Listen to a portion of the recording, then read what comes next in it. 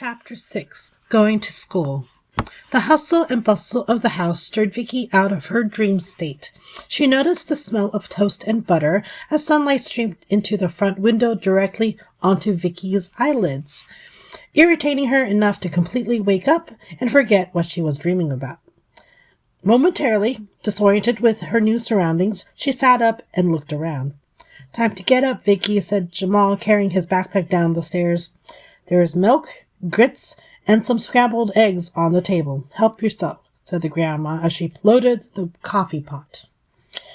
"What? Oh, right," thought Vicki, as yesterday's events came rushing to the front of her brain. "I need to get home." "What time is it?" asked Vicki, slipping on her shoes. "It's 6:30. We leave at 7. I have to be at school at 7:30, said Jamal. Vicki went to the bathroom down the hall and then returned to join Jamal, Booker, and Terry eating at the kitchen table. Grandma handed her a warm bowl. Vicki didn't know what the white mash with bits of yellow and pink was. She picked up a spoonful to look at it more closely and smell it. "That's grits," said Jamal. She stuck the spoonful in her mouth. It was smooth as peanut butter, but had a mild corn flavor, with hints of salty cheese and bacon. It was tasty enough for her to finish the whole bowl. "She likes it," said Grandma. "Let's go, everyone," said Terry as he took a last gulp of coffee and headed out the back door. Vicki followed Jamal into the back seat of the Cadillac as she sat on the left with Jamal on the right. "Can Vicki visit us again?" asked Jamal to the adults as they drove to his school. "I'm not sure she can. She doesn't live around here," replied Booker. "Can we visit her in Chinatown then?" "I can't make any promises. It's a maybe," said Booker as the elementary school came into view. Vicki noticed no one was playing with playground equipment. There was yellow tape wrapped around them to show they were off limits.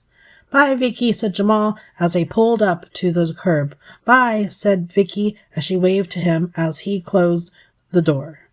"Bye, Jamal. Be good," said Booker as Jamal ran off to join the kids lined up by the classes in the open space between the buildings. Terry drove for several blocks and made their way to a main street. It was not long until they drove alongside a massive building. Vicki spotted a sign with an arrow pointing out the parking and lobby entrance of a hospital. Brianna walked out of the automatic sliding doors towards them. She looked tired. Vicki pushed open the door and scooted back to rebuckle her seatbelt. Brianna quietly sat down. "What happened, sis?" "A kid got shot last night. I saw him get wheeled in. A high schooler." "Did he make it?" "No. I'm tired. We'll take you home to get some sleep." No. I'm just tired of cleaning everyone else's beat. Sorry, kid." Vicki shook her head to tell her it was not a big deal. "I wish I was in a position to do something and not just watch the nurses and doctors try to save him." "What was his story?" asked Terry. "He was in one of the rival gangs. The police caught him, but dumped him in our neighborhood. He ran for his life, and they just watched as he got shot." Vicki couldn't believe what she was hearing. This was something she had never heard about. Generally, she trusted cops as they patrolled the Chinatown and downtown area. Quietly, she processed this new information as they pulled up to a city college campus.